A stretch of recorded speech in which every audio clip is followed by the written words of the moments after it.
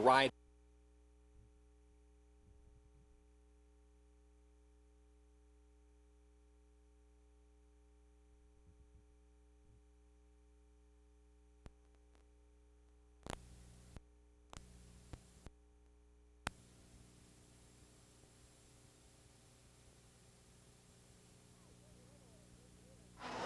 I can't get over what a great day it is out here at the fair. The sky is perfect, nice and warm. I'm not working. I need a capper to my day. I think maybe I'll take a ride.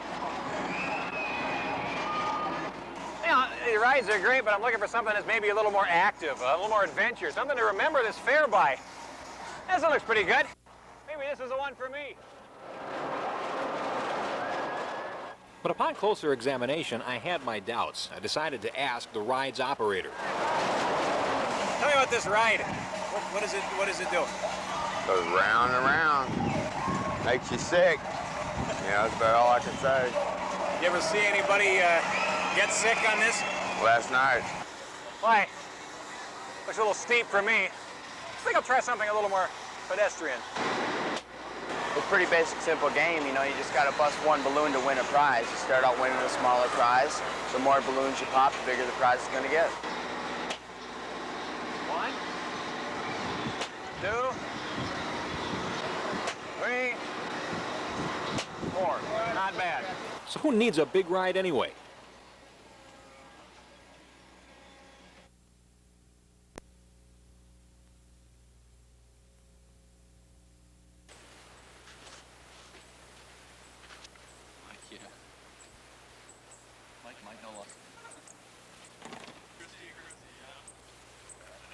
When the accident scene was investigated briefly, they could tell that the people were injured by other than the accident of the car, and it was determined that they were shot. So then the two went together.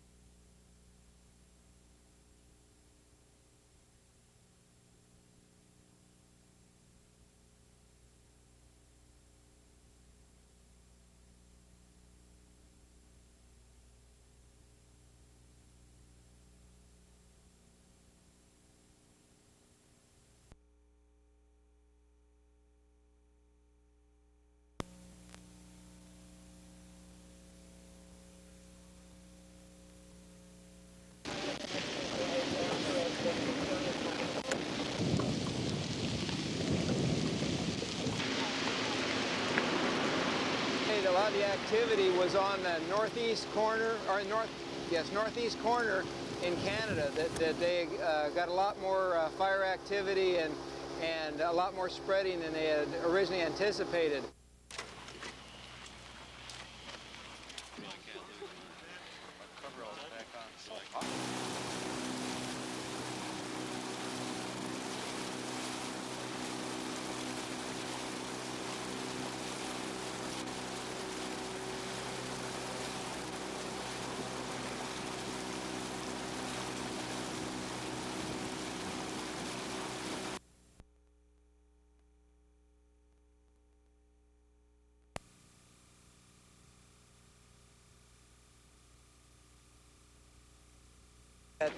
The projection was it was going to end up clear up in here, but our winds were a little better, so it's clear down in here.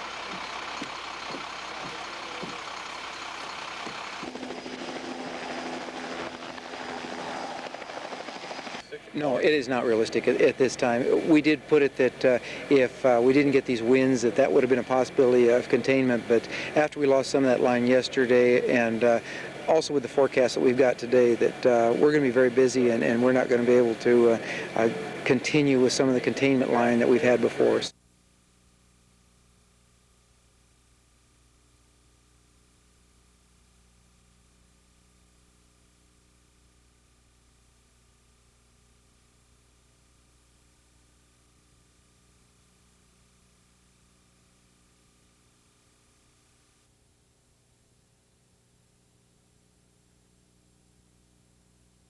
What originally was one car at most.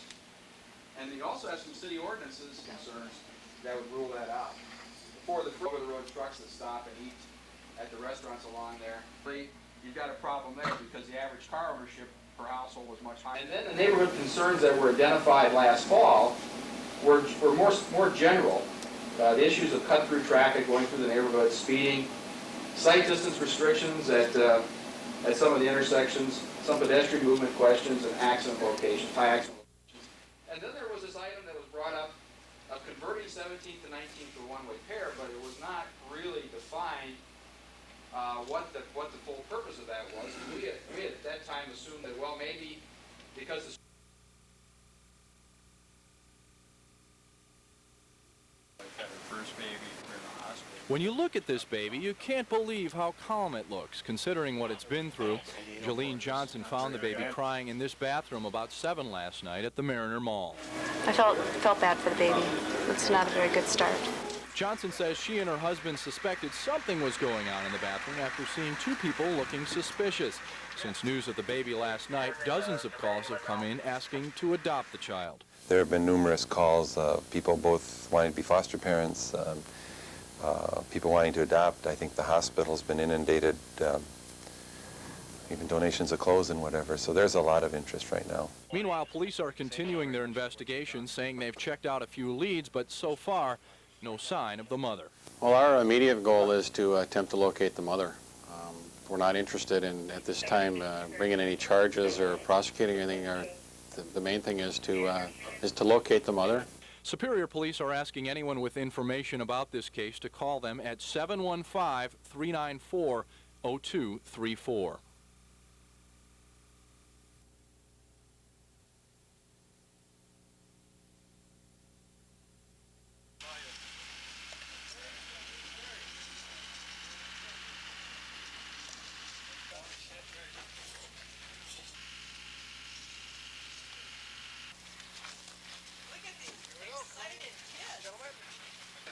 We've talked to our painting people that had filed a grievance, and we're hoping that maybe they will come and join in the effort tomorrow. There's been some indication that some of them would like to help out. There's been some indication that that they see this as a worthwhile project. And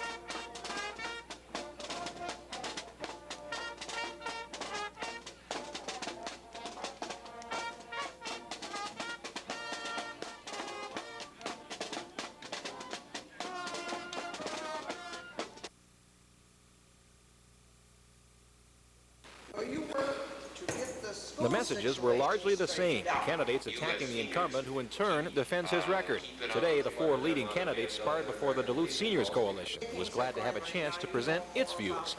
That we can't endorse candidates or anything of that nature.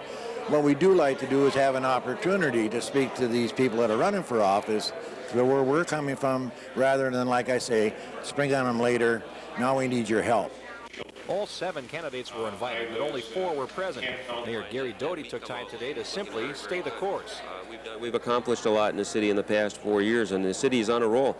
And as people are telling me, they feel good about what's happening in Duluth, and they feel good about the way things have been done. And obviously, not all the candidates agree. Right now, I would say the electorate's very volatile. We're doing more polling, and we're finding out in the polling that probably 30 to 40% of the electorate is really not set on who they're going to vote for. The candidates did discuss issues today. One close to the hearts of seniors is gasoline prices, and they got varying answers. As a police officer, my rule is that I have to have evidence to go forward to investigate a crime. Show me that evidence, and I would pursue an investigation as fervently as anyone. A couple of times I've put resolutions before the council. We've passed it, sent it to the Attorney General, and nothing happens. And maybe we've got to look at the factor that this may be more of a federal issue and get the feds into this. Other topics today included property taxes, the cost of government, and education. And as time runs out before the primary, the rhetoric may soon get as hot as the weather. In Duluth, Jeff Pappas, Channel 6 News.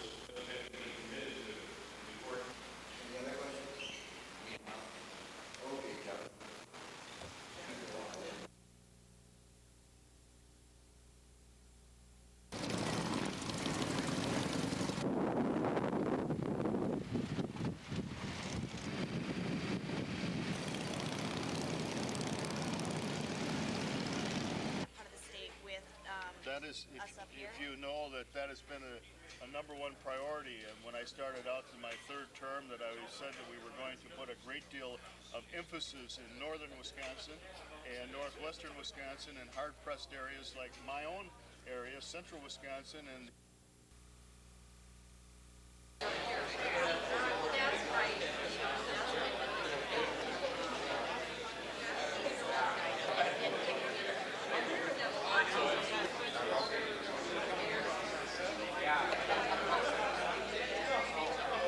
breakthrough in order to be successful.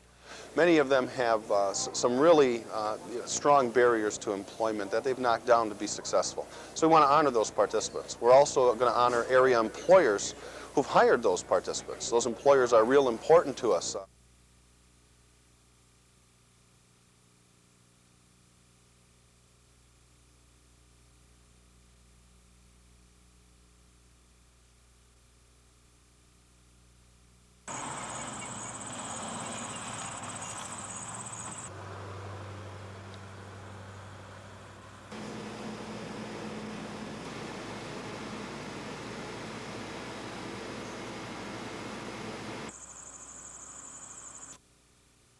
Right now, we're trying to work on a physical description of this fellow.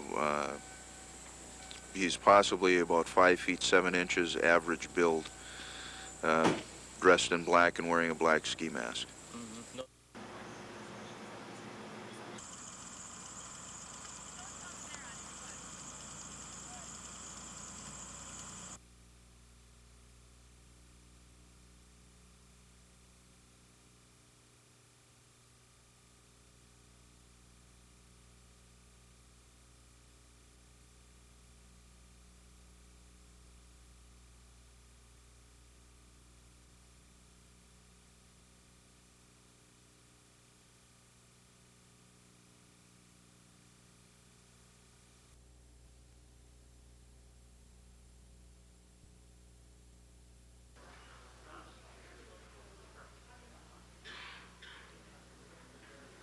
Sale non-intoxicating malt liquor license to the College of St. Scholastic at 1200 Kenwood Avenue, and these days resolution or ordinance on the agenda. Please sign the sheet located on the table near the window indicating.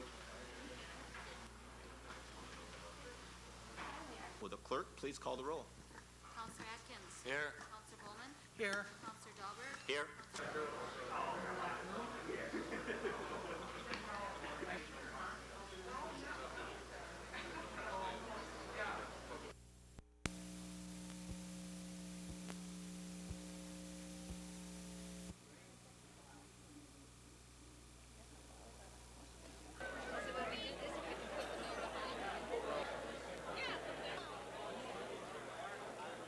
Is one of the goals we had 4 years ago was to bring this city back together and forget about the east-west split that seemed to be prevalent in this community, And what we've done tonight in looking at the results from across the city is that we've taken a huge step in doing that. Yes.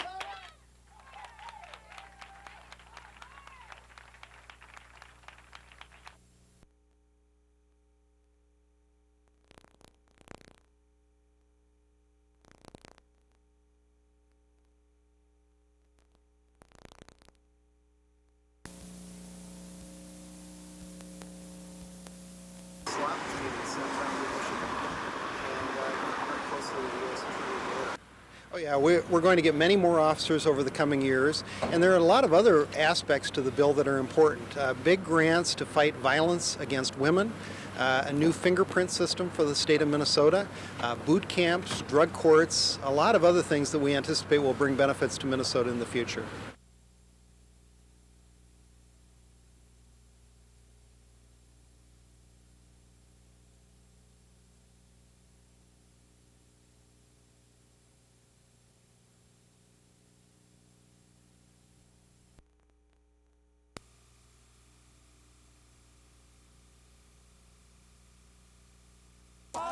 Are the rest of them on there somewhere? Welcome back.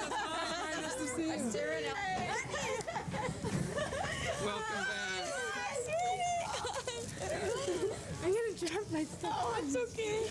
So, but we want to spread the word, so we're gonna be trying to tell everybody about our experience, and especially about the actual forum and how that was, and how important it is for girls to keep up with these issues and read the news and make their own decisions and make sure that their voice is heard.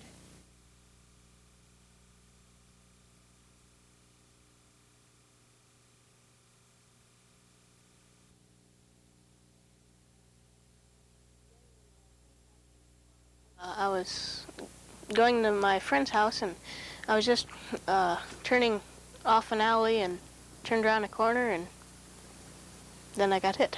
12-year-old Ian Hosenstab was riding his bicycle along 10th Avenue East near 8th Street September 1st when a car struck him from behind. I remember sliding, and then she pulled her car out from pulled my bike out from under her car, and she put the seat back in the car, and I got in, and she had me direct her to my house. Seeing he was injured, the female driver took Ian to his house. I opened the door and he says, "I just been hit by a car."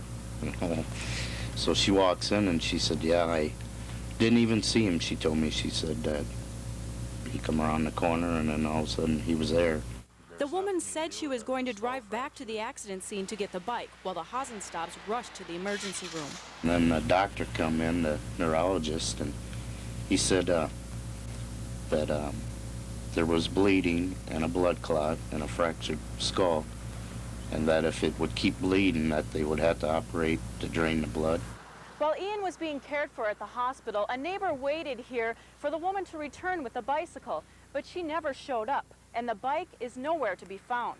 Police say the accident is a hit and run, and a suspect is still at large. And we would really like to have somebody who might have been in that area on that day and saw a car involved with a bicycle, description of an adult who may have been driving the car. We would like them to come forward and give us that information. During the accident, Ian suffered a fractured skull, blood clot in his brain, and a sprained ankle. The Hosenstabs and police want to find out who the driver of the car was and why she disappeared. In Duluth, Gina Katzmark, Channel 6 News. It was a dark car, small, two-door, but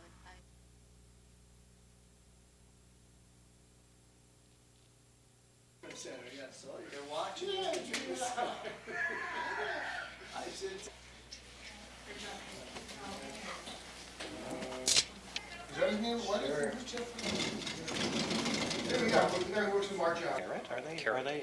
Okay, so they're a say in the carrot on that. Spain searched for the treasure for 70 years. They were not able to find the ship, and it wasn't until 1968 when Mel Fisher came along and started searching for the Atocha that after a 17-year search, a 17-year quest, really, that the treasure was found in 1985. And it's been over 10 years now that we've been recovering treasure from the wreck, and we still have not finished. We've only recovered 80% of what's on the ship's manifest, so that could keep us busy for quite some time yet. And what kind of things have you found? We've brought up 47 tons of silver bars. We have a silver bar on display at security.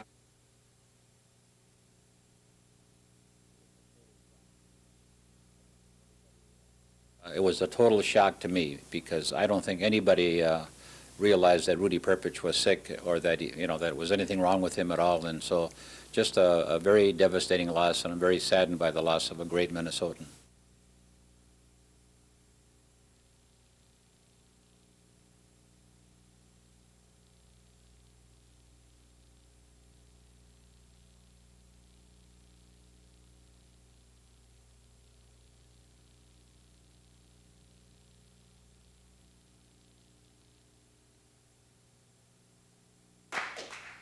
That means looking at the mining of chlorinated substances. We have come through with red. He's also from Kitchener-Ontario. As I said, they're attacks in Congress and Parliament to attack our basic fundamental laws that have moved us forward. Basic laws like the Clean Water Act, which says that the water of the United States should be safe for fishing and swimming.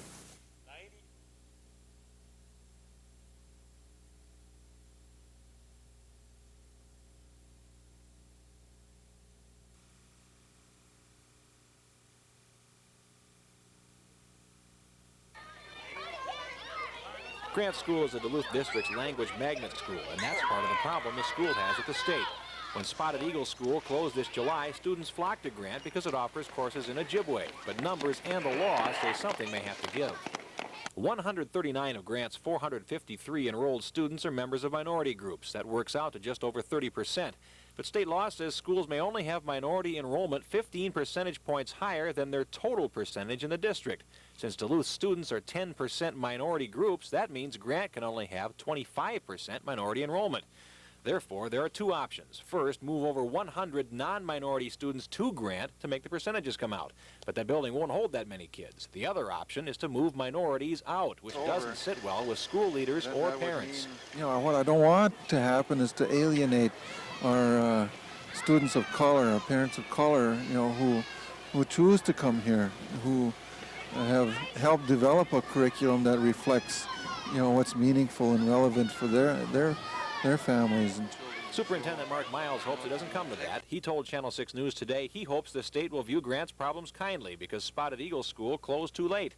But Litzow says parents may take matters into their own hands. Some of the parents that have called said, well, if you have to move my child, I'm going to homeschool them or, do something.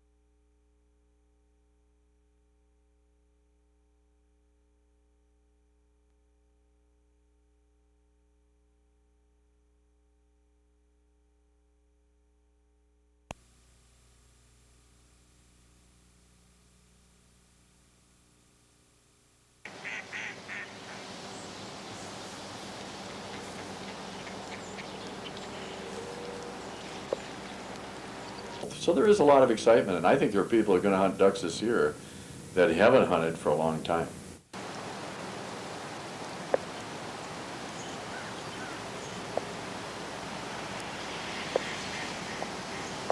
As a friend of mine likes to say, the ducks still know how to make babies. And with the water and with the CRP program, the response has been wonderful.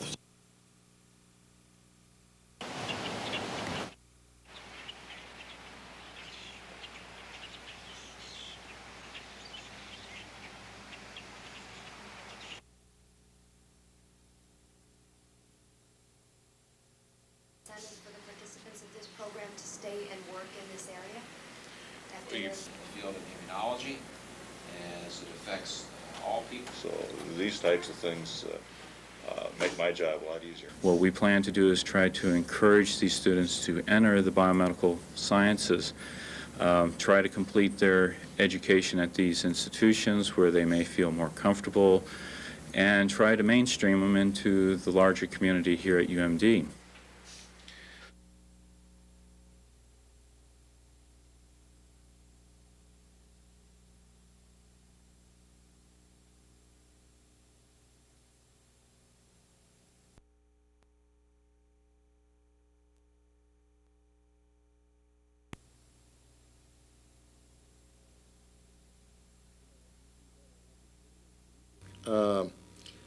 You know, we've had an opportunity to get a good look at the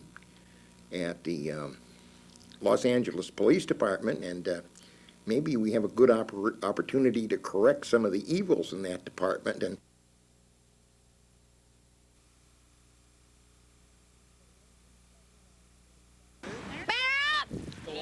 in 1979, I hit a semi with the car, and in order to keep me alive, they had to clamp off an artery to my spinal cord, saving my life, paralyzing me. I'm post-polio. In other words, I suffer from polio at an early age, and I am able to walk. However, functionally, athletically, I obviously cannot play standing up. Whether I was in a chair or not, I feel the same as I did in high school. I like to win. I like to play at a top level. 1-1. Good level swing. On an asphalt parking lot, there are no bases, no pitcher's mound. Hey, there's one! The boys of summer on this field have reinvented the venerable game that many of them played as able-bodied youngsters. Safe on one. They are the Rolling Twins, one of 3 Metro teams that compete in wheelchairs.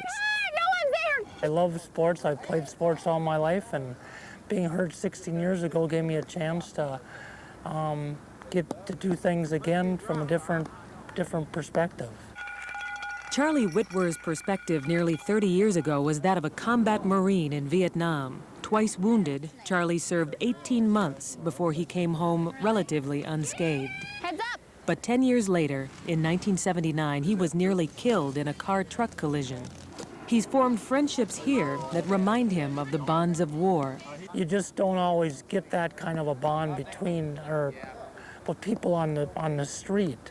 But we're all in this together, and we all pull for each other. Okay, now plays at home, bases loaded, tying runs at home here. Perhaps nobody has pulled as vigorously as the team's coach. She's a baseball junkie and a pediatric nurse. Same play, 1 out, runner on 1. Jeff, go to 2. Go, go, go, go, go, go, go. Get it into 2, Jason! Oh! Josette Miller took the reins of the Rolling Twins 4 years ago. She yelled, Help him out! cajoled, Help him out, guys! There you go, you gotta attack! Sometimes a couple guys come up to me and they're like, you know, you don't have to yell at us. We're not babies out here. And I said, well, you know, I'm out here to be a coach, and I'm out here to make sure that my job's done as a coach to get them motivated and get them going. Hustle, hustle! Tay him! Woo! Got him! She taught them the importance of conditioning and discipline. From them, she and others learned as well. Every time I come here to the field, I feel just inspired. I mean, they give me a lift if I've had a crappy day at work, and they're a good group of guys. I enjoy being with them. Right here now. The batter doesn't crouch over the plate. He leans into the setting sun. Jay stings it over the pitcher and deep into center. Somehow he converts a single into extra bases.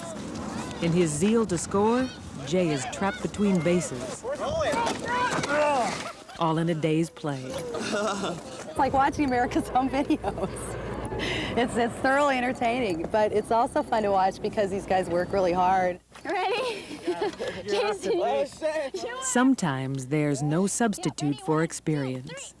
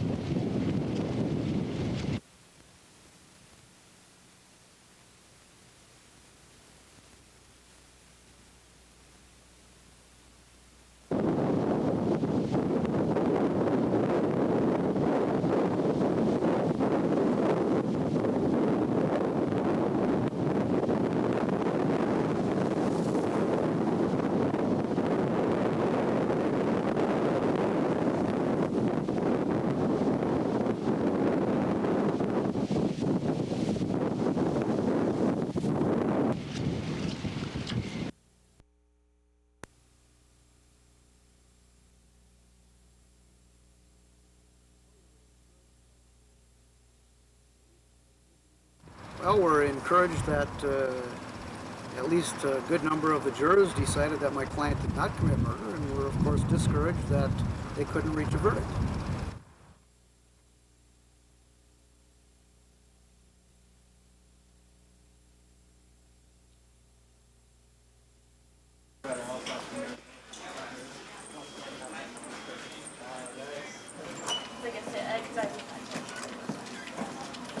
We've been without a contract since July, and it follows a traditional management approach of not negotiating until it's too late. You know.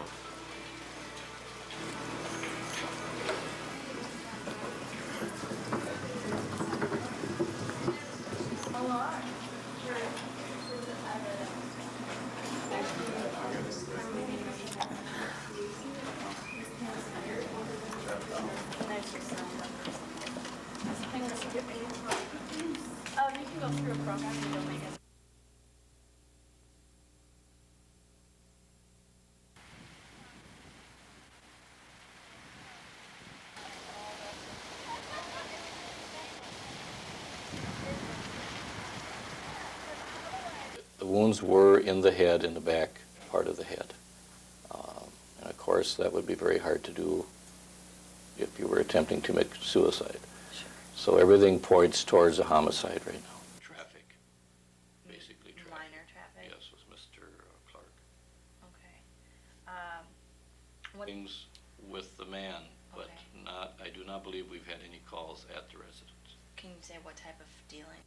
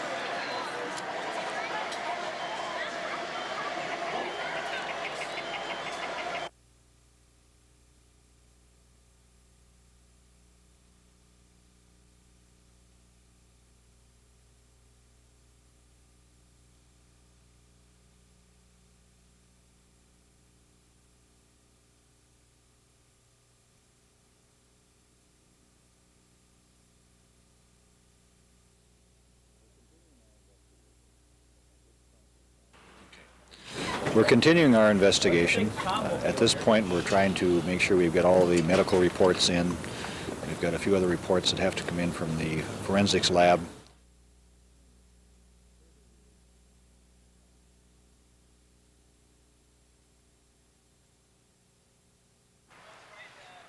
No.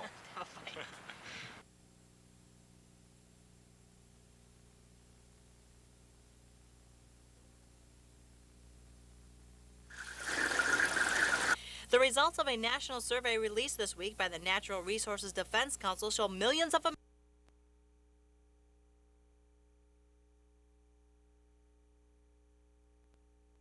is that the current standards for radon, for arsenic, and trihalomethanes are not adequate to protect human health. The people of this country should be able to assume that when they turn on their taps, the water is safe for their consumption. The release of the report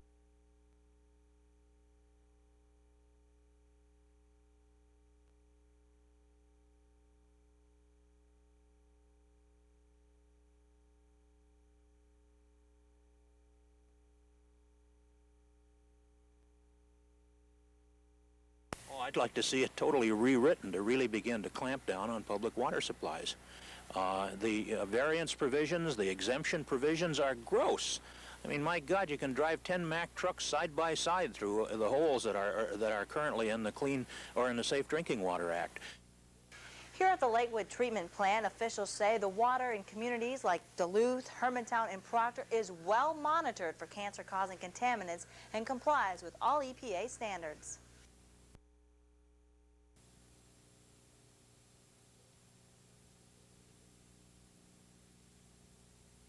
The results of a national survey released this week by the Natural Resources Defense Council show millions of Americans drink carcinogen-laced water every day. Clean water activists say that could also become the case right here in the Northland. Is that the current standards for radon, for arsenic, and trihalomethanes are not adequate to protect human health. The people of this country should be able to assume that when they turn on their taps, the water is safe for their consumption. The release of the reports comes as the Senate is considering amendments to the Safe Drinking Water Act, weakening stronger health standards for the water we drink and passing that responsibility to the states. The Safe Drinking Water Act was passed in 1974 to monitor the contaminants like arsenic and radon in our water. Some environmentalists say the Safe Drinking Water Act is as good as nothing. Oh, I'd like to see it totally rewritten to really begin to clamp down on public water supplies. The variance provisions, the exemption provisions are gross. I mean, my God, you can drive 10 Mack trucks side by side through the holes that are currently in the Clean or in the Safe Drinking Water Act. Here at the Lakewood Treatment Plant, officials say the water in communities like Duluth, Hermantown, and Proctor is well monitored for cancer-causing contaminants and complies with all EPA standards. Every public water supply in the country is required to meet the same rules. No differences. Some states may make it some contaminant levels more stringent than others. Generally, our water supply is a pretty pristine water supply. The report, called Troubled Waters, surveyed 300 public water supplies, including St. Paul, Minneapolis, and Rochester. The report found high levels of carcinogens, including arsenic, radon, and trihomethanes. But Beal says all water has some levels of these agents, and we are lucky here in the Northland because Lake Superior complies with health standards by itself. In Duluth, Ann Carroll, Channel 6 News.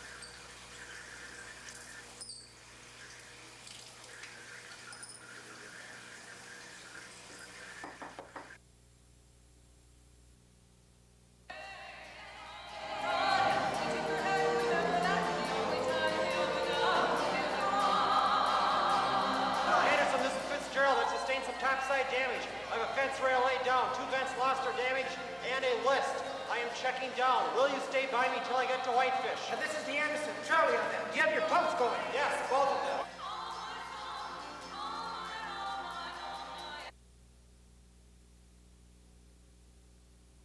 It's not the intent of this play to sensationalize or mini-series the tragedy that happened 20 years ago. We want to remember, we want to commemorate, we want to reflect on the tragedy, on the loss, and on the power of nature.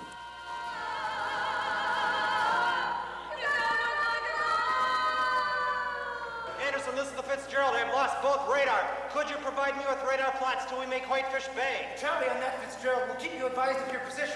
There are many families, especially from this area too, that are left behind that still mourn their loss 20 years later. I have a bad list. I've lost both radar and I'm taking heavy seas over the deck. Duluth is a harbor town, and these men were our men too, and they were our fathers and brothers and sons, and so it's for our whole community that we're doing this production. By the way, Fitzgerald, we're even to make a distress call. How are you making out with your problems? 29 crewmen on board are missing. Presumed dead. We are holding our own.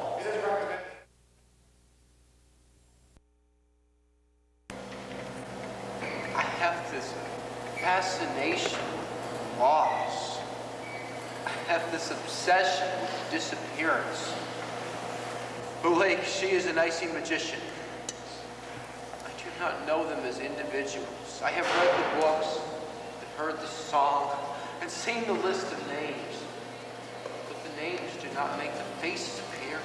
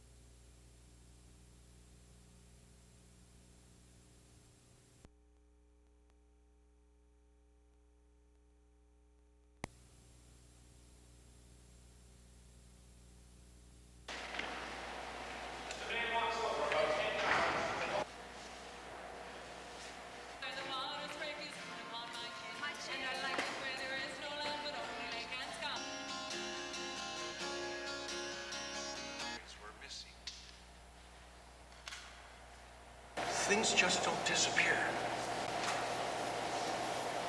Something takes them.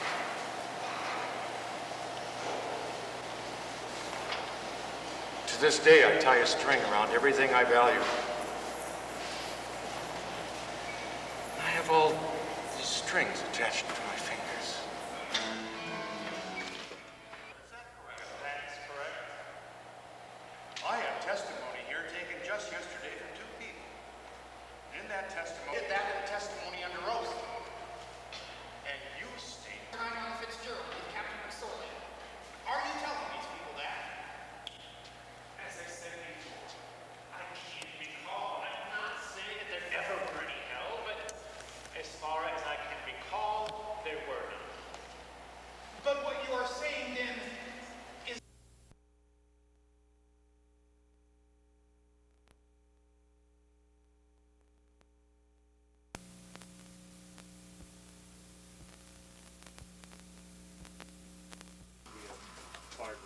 Things were quiet at the federal building this morning. Workers going about their business, waiting to see if they needed to stay the whole day. 15 workers at the Duluth IRS office waited for a phone call from Washington this morning. Their director says the waiting and the wondering was tough. We have a lot of, for example, clerical people that are single parents with children at home and probably living from payday to payday, and I think that's going to be a real hardship on them. On the other side of the coin, congressmen like James Oberstar, who say they identify with the workers who are waiting today, wondering if their next paycheck would arrive on time or at all. If I could put myself in their shoes, I would certainly feel anger and disappointment, a range of emotions that I know people express.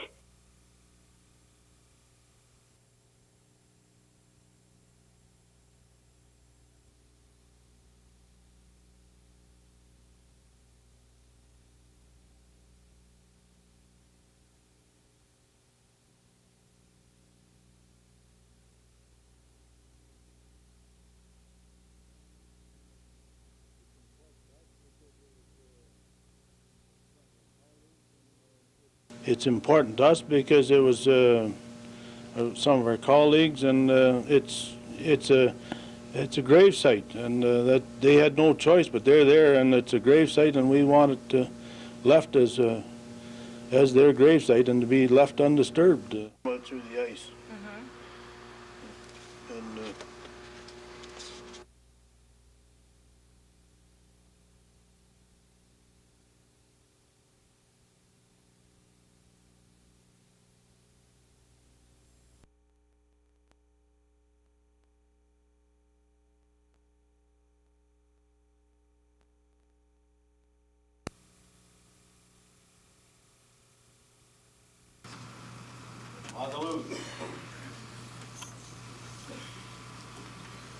Discussion? Hearing none, all in favor? If the cameras would take all...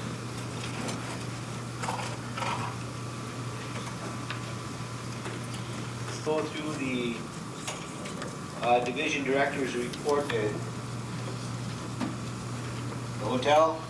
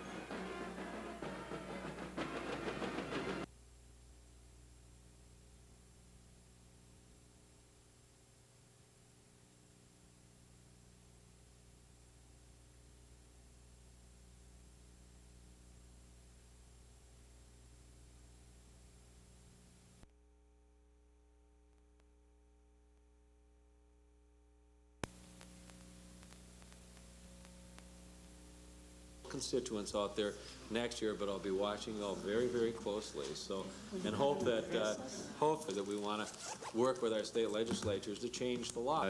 And I'd really move when this council has its meeting with our area legislators after the first and evaluation of homes, and we'll continue the charge on taking it forward.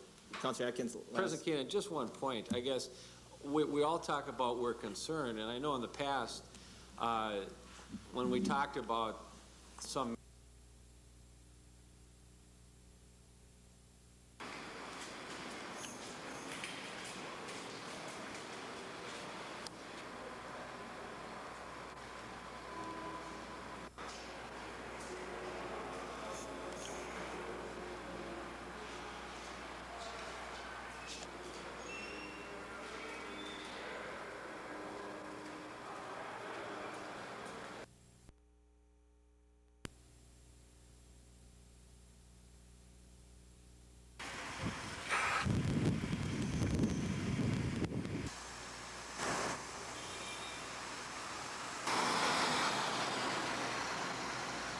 It sneaks up on you, I should say. The frostbitten area will become numb. First you'll feel some tingling and kind of a burning sensation, and then the area becomes numb, and you may be very well unaware of what's happening until the damage has already been done.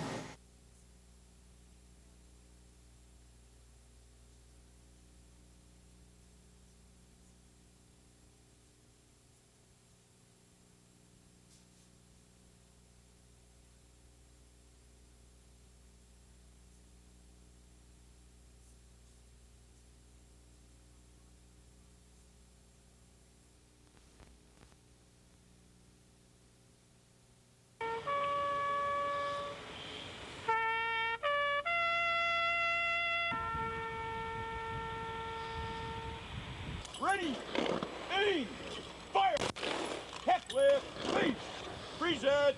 President Roosevelt called December 7th a date that would live on in infamy. The legacy of these individuals must never be forgotten. We must assure history is not rewritten nor forgotten.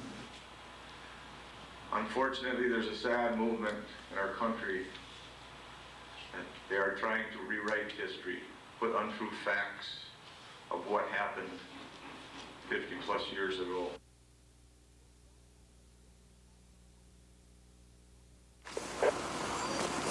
What started as a threatening phone call escalated into an 11-hour standoff, fire, and death.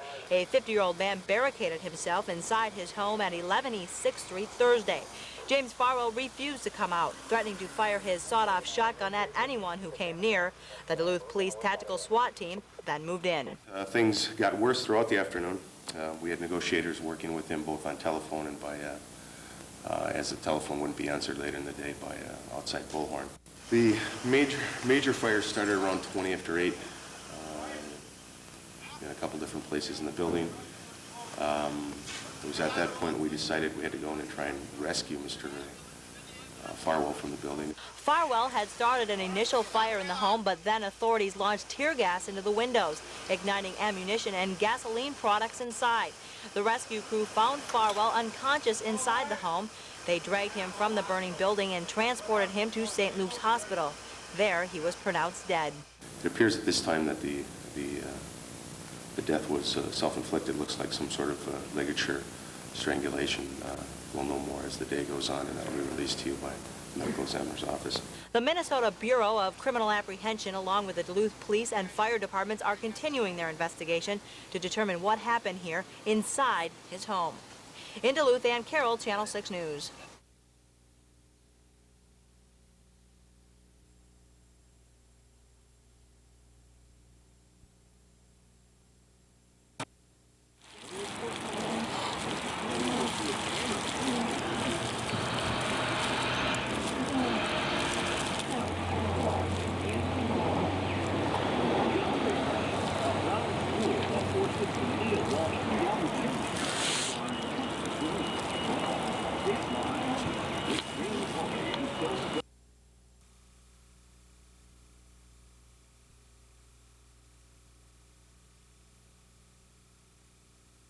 He was treated and released same evening. He received only a... Oh, we couldn't guarantee you the answer to that, but it's certainly... I'm not really clear with what you mentioned. Treated and released same evening. He received only a shooting. But because of the proximity and time and place and the mention of the gun, of course, we're forced to consider the possibility that they are involved in the shooting.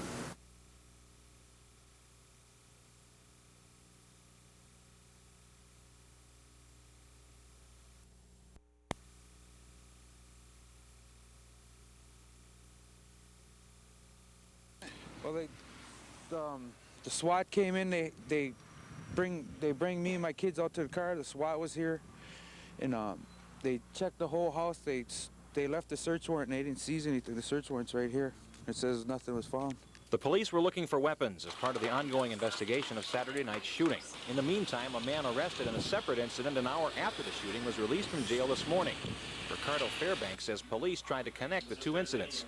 And they brought me down, questioned me, asked me about the shooting, which I didn't know nothing about at the time. I didn't know what was going on.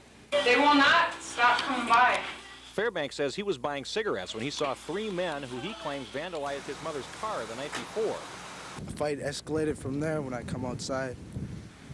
And after that, they took off running towards the spur station saying that we had guns and we was going to kill them. Fairbanks and another man were arrested on Saturday. Police say all charges brought against the two in the Saturday incident were dropped, but may be reinstated pending further investigation.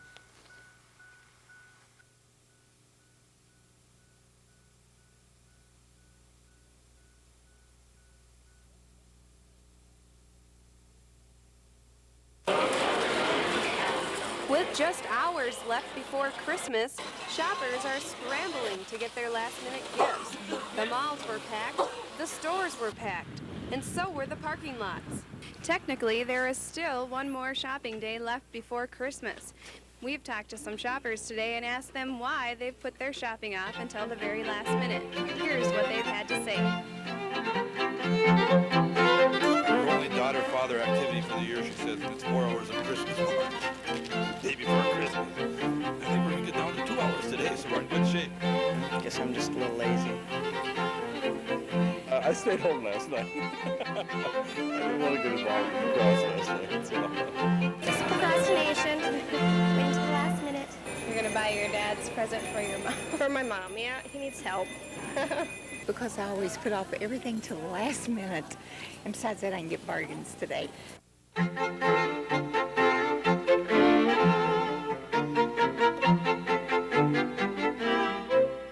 Some neighbors bought me a gift and I didn't know it, and I had to reciprocate. His cousin, he drew his cousin's name and we had to get the ideas. I said she's never done. At least someone has been hard at work preparing for Christmas. The sleigh is loaded, I'm ready to go, and I have all the gifts for all the good boys and girls. So all your shopping is done? Yes, it is. In Duluth, Gina Stapleton, Channel 6 News.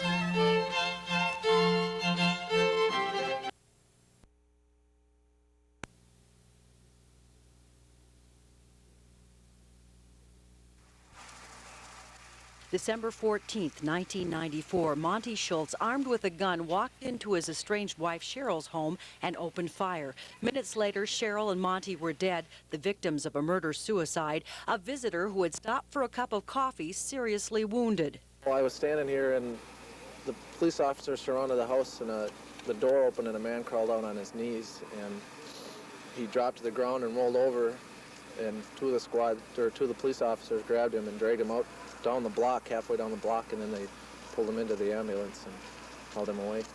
A tragic story, one made more tragic knowing the dead woman, a 30-year-old mother of two, had gone to the system for help, receiving a restraining order against her husband the day before she died. On the day after her death, authorities in Superior questioned what, if anything more, could have been done. When someone makes a decision that they are going to kill someone and or themselves, the system can't stop that. There's no way to take and predict someone's going to follow through on their threats and lock them up forever. After her murder, Cheryl's stepmother, Sandy Johnson, began writing letters to lawmakers. She sought their support for a law that would have prevented Monty Schultz from purchasing the gun days before the shootings. Her efforts have now paid off. The new law was signed on the anniversary of her stepdaughter's death. It puts another chink in a woman's armor. It gives her another piece of protection. The new law does that by forbidding anyone who is named in a restraining order from buying a weapon. It also requires anyone served with a restraining order in domestic and child abuse cases to turn over their weapons to authorities. She died, and it's horrible, but she didn't die in vain. Something good will come out of this. And down the line, if my grandchildren, I have 6 granddaughters, if any of them ever needed help, this law is there for them. It's there for a lot of people, and I think it would make Sherry very, very happy to know that she was instrumental in helping.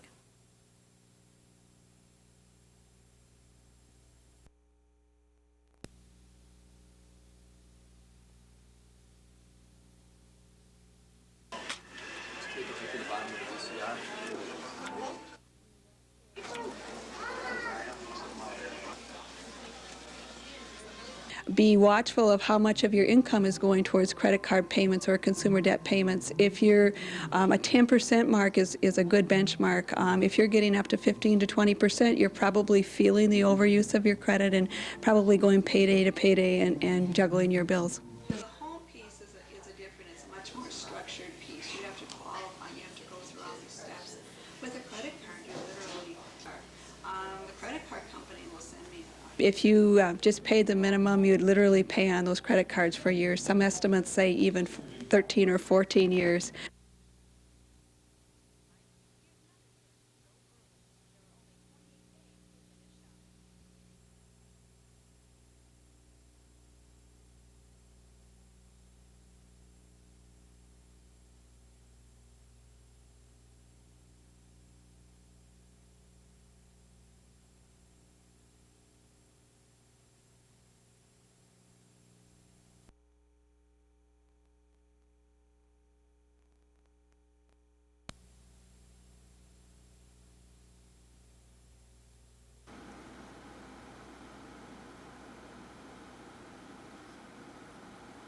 Well, winter weather is kind of a cumulative thing.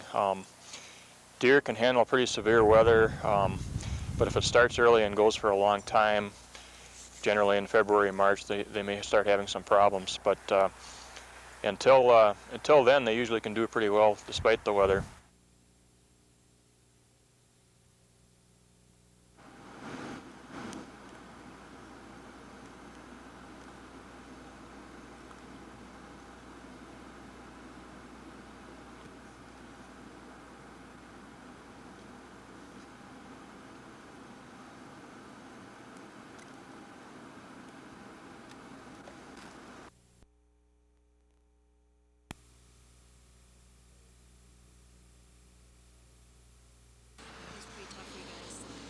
Some of the firemen take this kind of hard. I guess everybody does. It bothers some of the young fathers more. Fire had already destroyed Diana Miller's home and took the lives of her 2 children, 2-year-old Heather Olivia and 1-year-old Sean Doa, when fire crews arrived. They weren't close to a door. No. They were, no, it looked to me like they were in some kind of a room away from the door. By the time I got there, the fire was under control and nearly put out. The trailer was pretty much gone. House trailers, older ones, burn kind of fast, and that did. Family members told Channel 6 News today Diana Miller was inside the home at the time of the fire and was able to escape. She is being treated for burns and shock at a nearby hospital. Hayward fire officials say this is one of the worst tragedies they've seen here in 32 years of the department. This is, this 2 fatalities in one fire is the most we've had. We haven't had that many over the years. It's tough. The state fire marshal's office is investigating the blaze, and officials say they won't know what caused this tragic fire for at least a couple of days. On Lacuna Ray Reservation, Ann Carroll, Channel 6 News.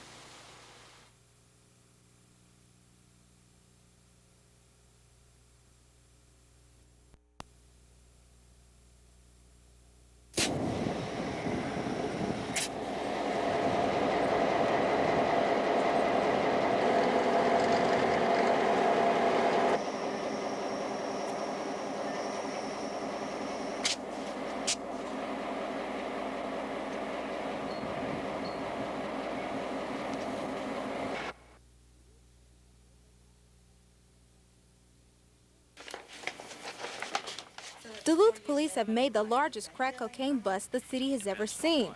Authorities arrested 28-year-old Melvin Dace. He now faces charges of first-degree possession of cocaine with intent to sell.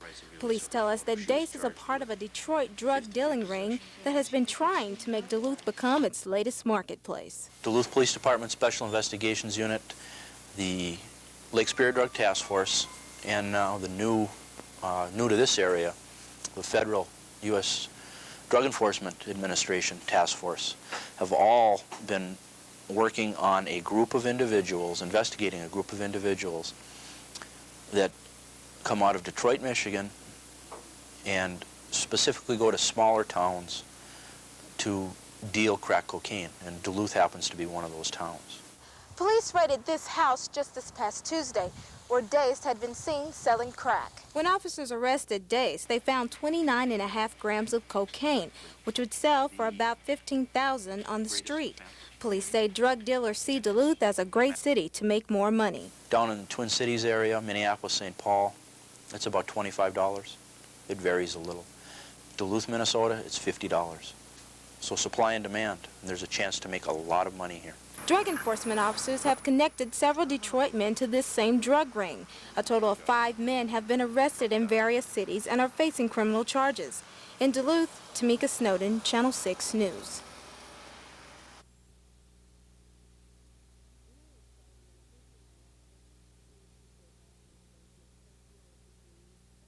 Really exciting, and I think, a lot of it needs to shake out, and everybody's not quite sure what this means. What the new Northwest Airlines Iron Range Reservation Center means is 600 new jobs by the turn of the century for the range. Tomorrow morning, Northwest will be holding 2 job information sessions and taking applications for the new state-of-the-art center. Workers can expect to make between $6 and $15 per hour plus benefits, and that's good news for the range. Along with employing local people, you also get new employees into the area who buy homes and also are spending new dollars in our area, which of course turn around and multiply so many times. And so it adds an additional benefit on top of just employing local people. Northwest Airline officials say they should pack this 1,400-seat auditorium here at Chisholm High School tomorrow for both sessions. They say they're expecting job seekers from all over northern Minnesota. Priscilla Patris is one of those job seekers. She has 2 part-time jobs and drives 50 miles round trip every day from Nashwauk to Chisholm. She's hoping for full-time work from Northwest. It would be very exciting, yes. Like I said, I've tried all over different places, and there just isn't any jobs, and whereas Northwest will have basically a job for everybody. They need men and women, and I think I have the qualifications with people, customer services type of thing in which they're looking for. The jobs will range from clerical to customer service. The new center will take reservations for the airline's World Perks program. The first round of employees will be hired after tomorrow's sessions, and for Priscilla, that's exciting. Yes, it is exciting, and hopefully it'll help a lot of people in the area. In Chisholm, Ann Carroll, Channel 6 News.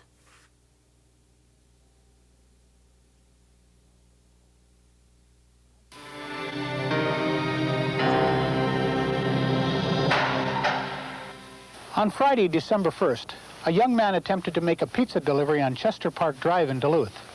As he approached the house, he saw a teenager standing in the driveway holding several dollars in his hand. As he started to exchange the pizza for the money, 2 other teenagers crept up behind him and started beating him with clubs. All 3 boys seemed surprised when he didn't fall down and backed away from him. The delivery man went quickly to his car and left the area. All 3 of the teenagers were white boys wearing dark clothes. The 2 with the clubs wore ski masks. Do you know who they are? Crime Stoppers will pay up to $1,000 to find out their names and never reveal the name of the caller. Call us about any crime you're aware of. Our numbers are 1-800-974-TIPS or 723-ENOUGH. That's 723-3683.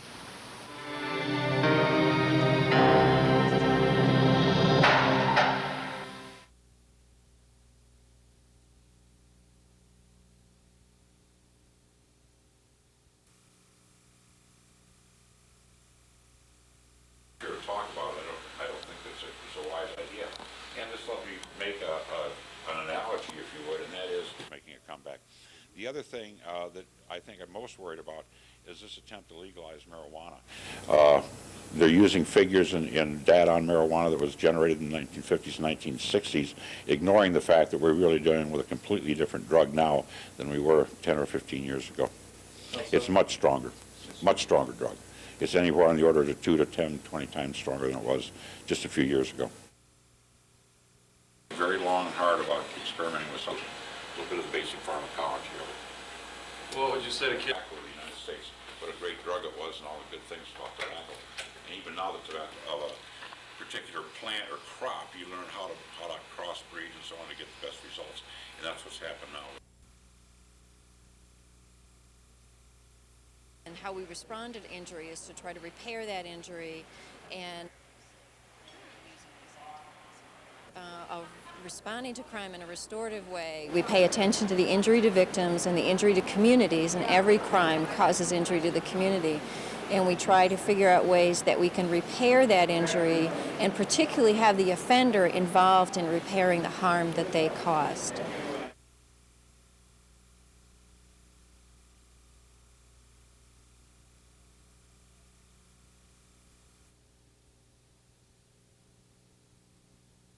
Programs like this,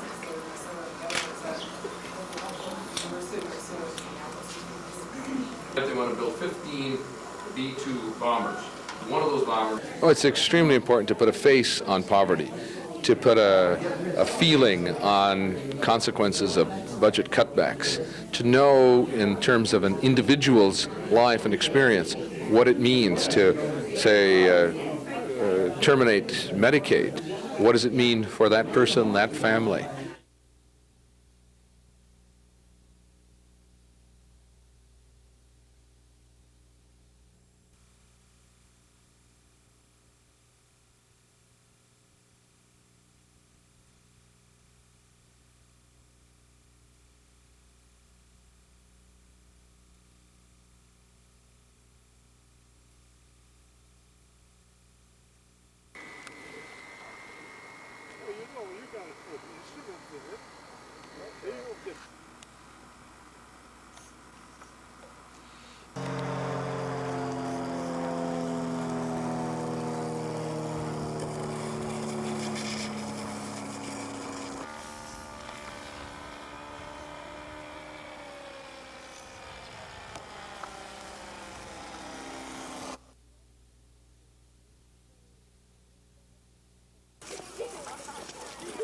From throughout the community they came, carrying signs they had made themselves.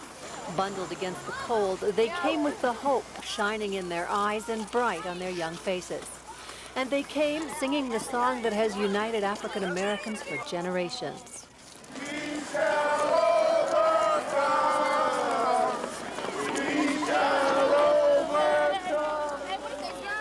They marched to the deck, where they learned that it took 10 years of similar icy marches on Washington before Martin Luther King's birthday was made a national holiday. Former Minnesota legislator Randolph Stanton told his young audience about the deception that he and other marchers faced as they struggled to attain that goal. They lied to us because they never once had the intention of making Dr. Martin Luther King Jr.'s birthday a holiday. Came to the steps and lied year after year after year. But Stanton told his audience that they persisted and finally won the honor that King deserved. But he warned that King's dream is far from being realized, and students agreed. Equality, I'd say, is getting better. Peace and harmony, I wouldn't say. I mean, all around us, you see war and you see strife. But the students also see hope if King's message is embraced. To me, Martin Luther King means the world, because that's what he stood for. Just peace and unity like we should have in the world, and for everyone in the world, to bring them closer together. In Duluth, Barbara Riles, Channel 6 News.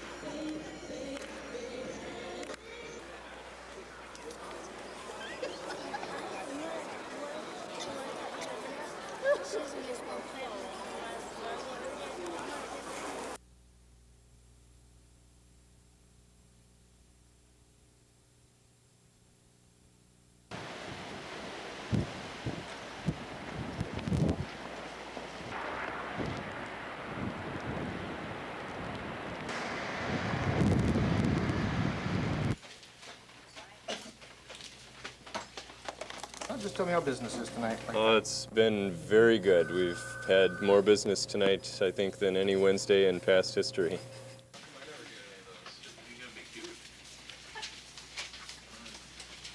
Hi. How are you? How you doing, Nick? You want a picture, Brian?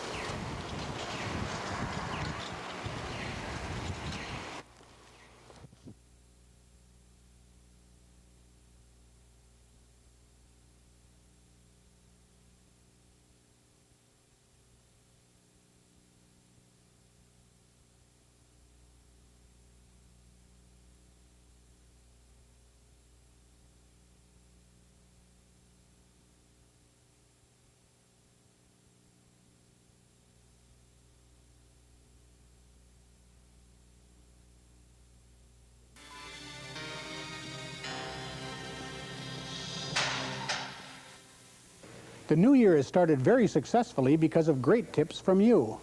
Our first two crimes of the week have been virtually solved. There are several strong suspects identified in the Curtis Peterson check forgery case, and over $15,000 worth of stolen property has been recovered.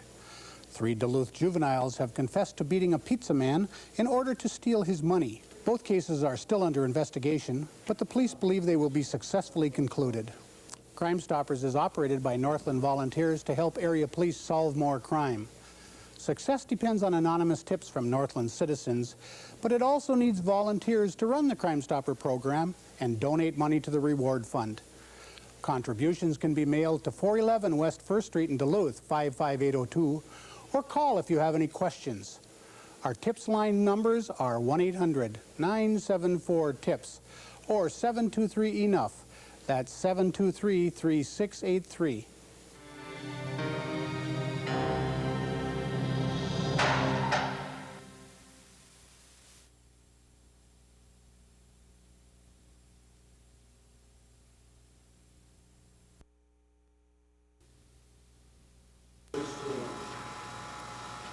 I react, how would I do? This unit has stood the test. They have answered. Most of the members that are here today served there during that period of time, and we hate to see them go, but we have moved another unit in here to replace them, so all the individuals that were in the 109th have like positions in the new unit.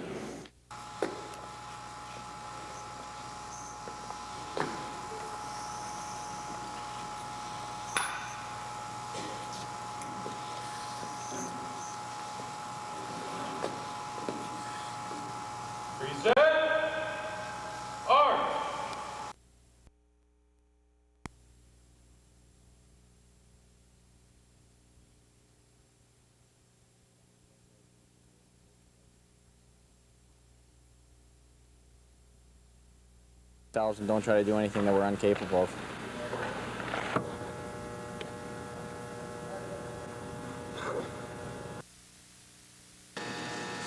Everybody remember the first line? Bowen said it's going to be easy.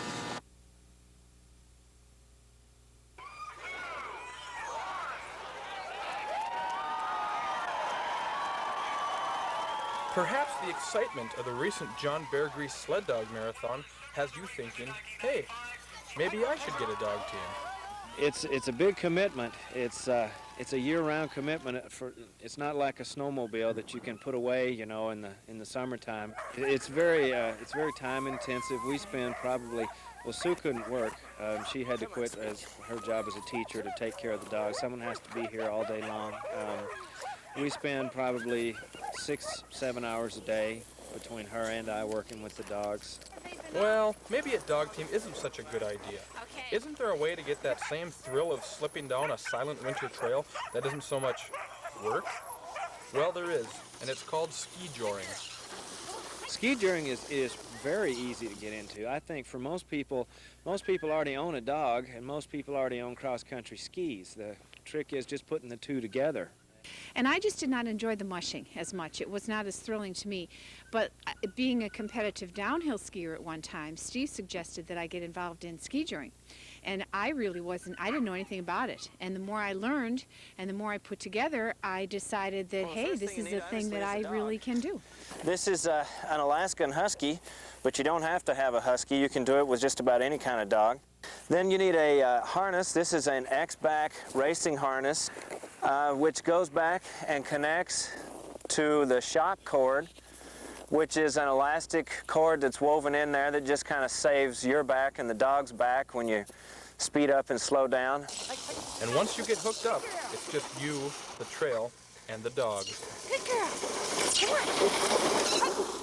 And some days I'm in the mood to work a little harder, and if I take one of Siberians or something, I don't have to work, I have to work more, and I don't get as much of the speed thrill. But boy, hook up 2 of those Alaskans, and there's just, it's like you're just flying through the air. It's great. To Susan Warren, the key to ski joring came quickly.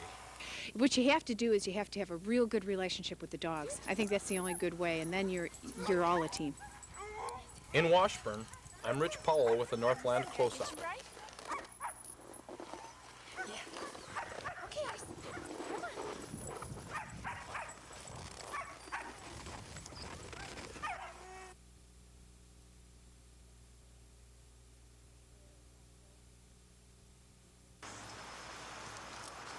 Check the meter first, make sure that's not frozen.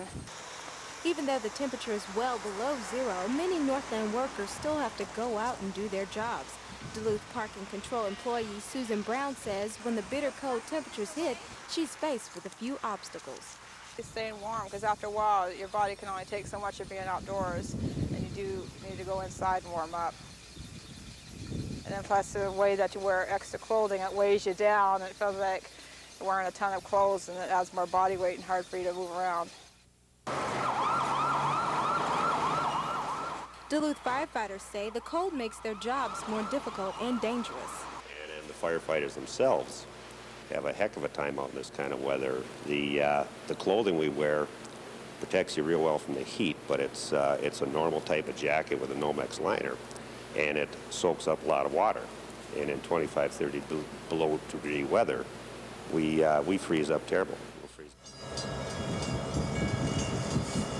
The deep freeze isn't stopping trains from running. However, it's making a lot more difficult for railroad employees. But the wind and the cold, you got to stay warm if you're working out here. And the cars in the railroad yard don't want to move too well when it's really cold. They take a lot more force to move them off the tracks or to switch them into the tracks. Railroad officials say that they just dug out from the blizzard. And now that the cold has come, it's really taken its toll. In Superior, Tamika Snowden, Channel 6 News.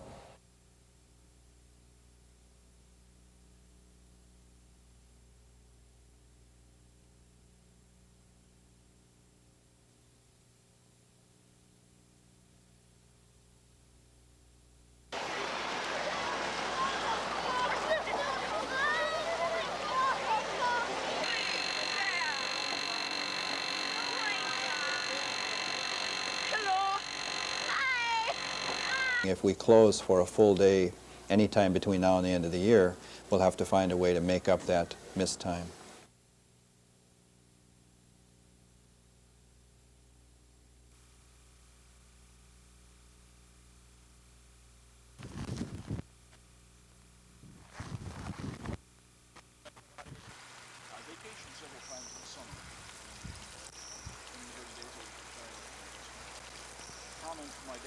One of our harbor seals stuck his nose out and decided it wasn't worth it. Usually they'll spend their day in the nice warm pool, but apparently it was just too cold for even that, so he turned right back around and went into the den.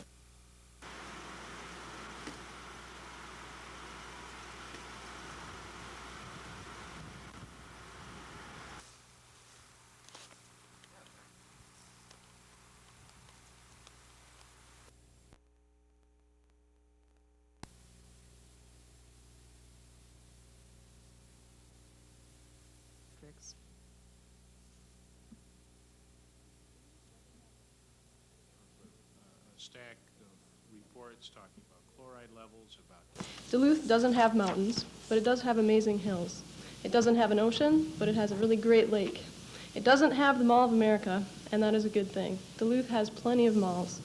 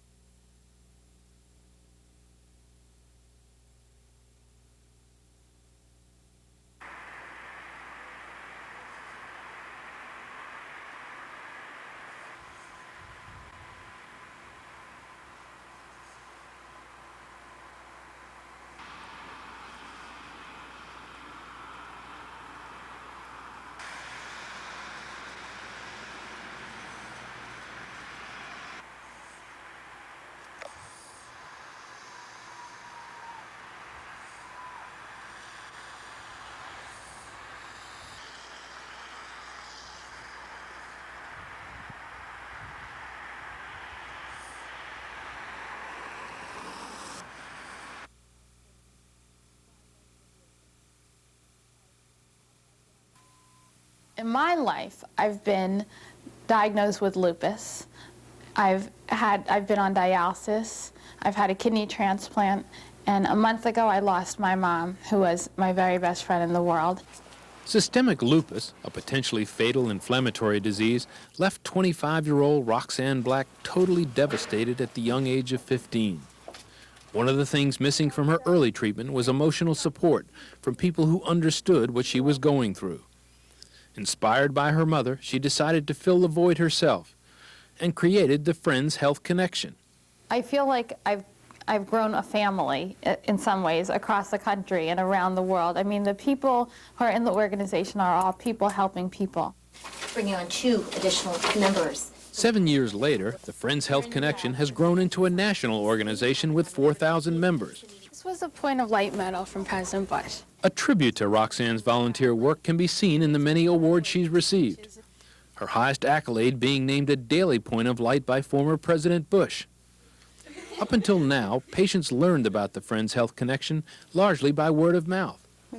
Roxanne's next step is getting hospitals around the country to use the organization as a way to help patients cope with sickness, loneliness, and isolation. And that's arterial flow. By bringing this into hospitals and into the medical world, it's offering doctors and nurses and social workers and healthcare professionals the opportunity to treat patients in a more holistic way by looking at the body but also looking at the mind. Within the hospitals, individuals often aren't aware of the support that they need until once they go home. What is this thing called? Oven. This is an oven. This is... Roxanne owes her own life to her oldest sister, Bonnie, who donated one of her kidneys after lupus destroyed Roxanne's. I didn't want to see her suffer anymore. So it wasn't even a decision of mine. It was just something I did. With her strong determination, Roxanne has now triumphed over her illness. She will need to continue follow-up testing for the rest of her life. But at least she's able to do the things she once took for granted. The doctors were saying that I probably will never be able to walk again. Through it all, Roxanne feels her hardships happen for a reason. Well, I think when you help others, you help yourself. And that's the greatest thing that there is in life, the opportunity to use your difficult situations in a positive way. Dr. Kevin Soden, Channel 6 News.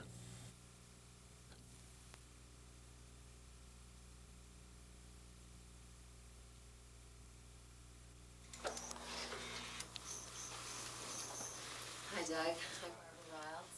Thank you so much for coming for the interview. We're going to have you sit right here. And the guard will be right here during the interview.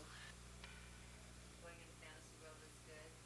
It's just something to pass time. I read a lot. Since I've been locked, since I got put in jail and stuff, I probably read over like 300 books. There was a bunch of inmates in they decided they weren't going to switch in to demonstrate.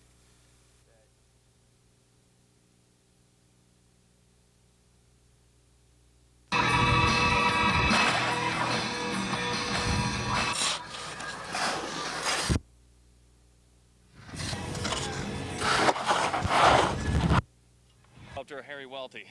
Well, Ken and crew provided all the muscle work. I was the brains behind the... Definitely. We were like the slaves building Cheops, the Great Pyramid, and you, of course, were... Like the queen of the ant colony. I think it's done. Yep.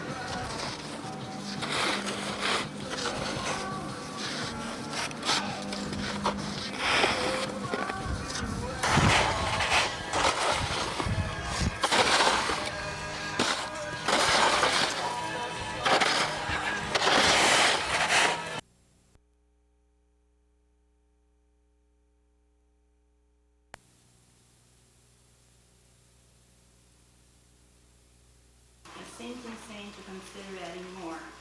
At present, the mall is efficient to supply the area with... How willing would all these people who signed the petition against these developments? This project would employ approximately 300 living wage paid construction workers for over a year at a time when we anticipate the building trades is going to need those jobs. I distrust the argument that promises high-paying jobs and sizable tax income to the city. And I'm sad that persons are willing to take away from my investment in a quality of living. In any case, the resolution that I proposed would have amendments, more discussion about it, and there is a proposed amendment to what we already passed. It is the position of the League of Minnesota Cities that the sales tax exemption for all local government purchases be reinstated. The city encourages the legislature to look at this issue.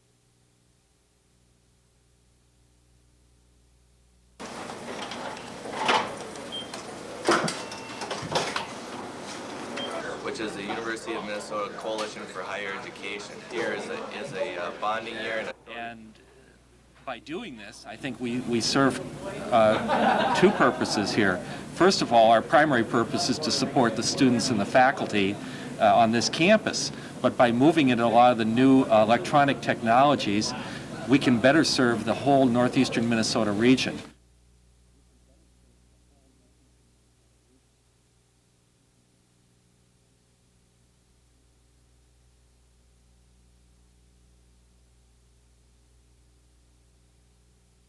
Of the name Twiggy. Now the idea of teaching Twiggy how to water ski came that we decided to keep squirrels, we called her back then, as a family pet. How we do it. Okay, you ready? And last but not least, you want to keep your tail up out of the water. Okay, stay Twiggy. Where are we at? Got a minute out, okay. Now we're going to bring Twiggy up here and reset her.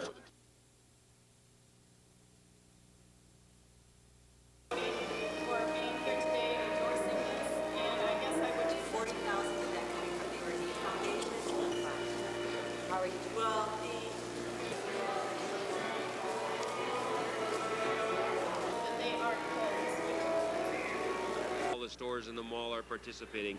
So I would encourage people in this community who care, and most people in this community do, to care just a little bit more and reach into their pocket when they're up here and drop some money into the can to help people who are truly in need.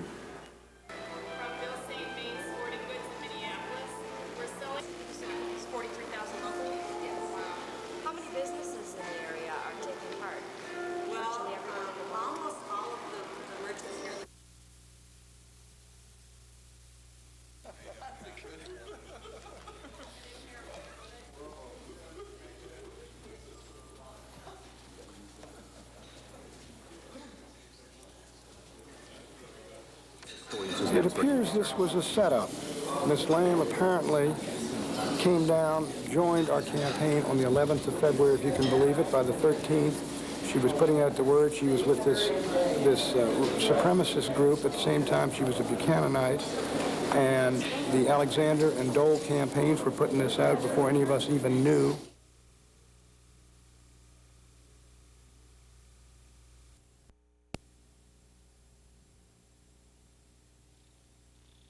to the schools with the dogs. If the dogs could identify individual, obtain a signed search warrant, and then go back and execute. You know, if we can deter trafficking in the schools or stop it altogether, I think that's a worthwhile pursuit. I guess having dogs in schools doesn't bother me as much as having dope in schools. Prevent students from bringing drugs into the schools. I would hope that we would continue to try to come up with something that's better other than bringing dogs into the school. Hopefully this will bring about dialogue.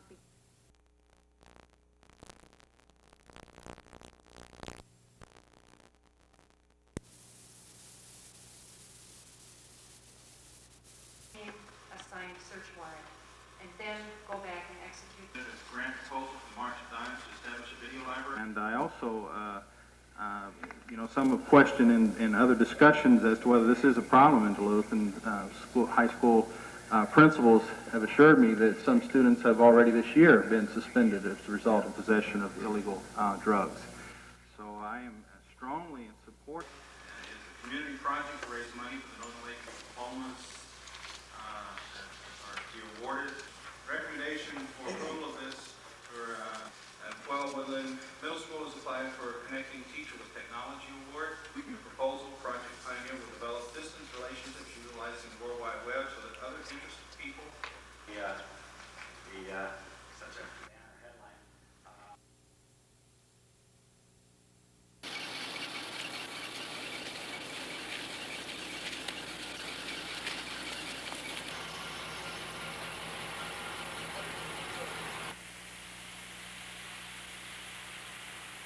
I hate to see this happen because these folks, and I want to give them all the credit possible, that they've done a darn good job over the years. They've always been there. Somebody has always been there. And so I got to give them a lot of credit. It's just that the financial thing has got out of hand, and I think they're right in doing what they're doing now.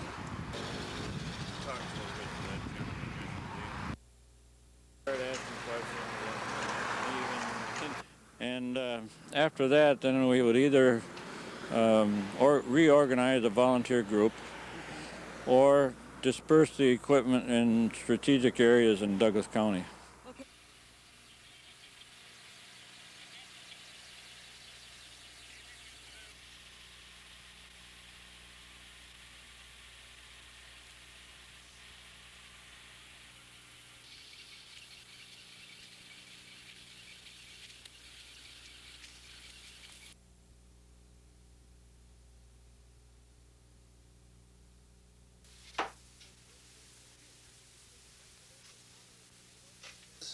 Peppers, broccoli, cauliflower. And I was having a hard time moving the ground meat section. It's safe for the animals and good for the earth and the soil as well.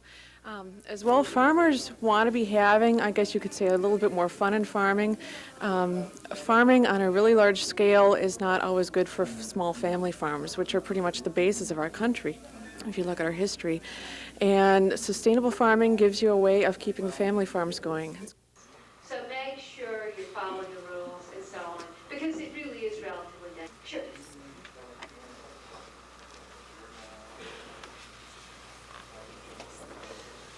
Right, yeah, in the cattle meeting, I've got some cattle brochures, and we've got a new deal for cow-calf people.